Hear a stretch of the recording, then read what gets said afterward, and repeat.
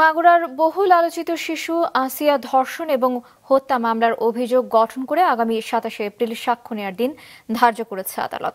সকালে জেলার নারী ও শিশু নির্যাতন দমন ট্রাইব্যুনালে হাজির করা হয় ৪ আসামিকে।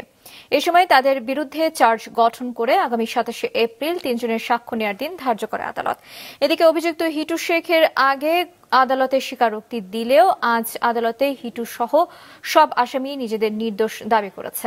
এ প্রেক্ষিতে লিগ্যাল এইডের মাধ্যমে তাদের পক্ষে আইনজীবী নিয়োগের পরামর্শ দেন বিচারক। গেল ১৩ মার্চ রাজধানীর সম্মিলিত সামরিক হাসপাতালে মারা যায় ধর্ষণের শিকার শিশু আসিয়া।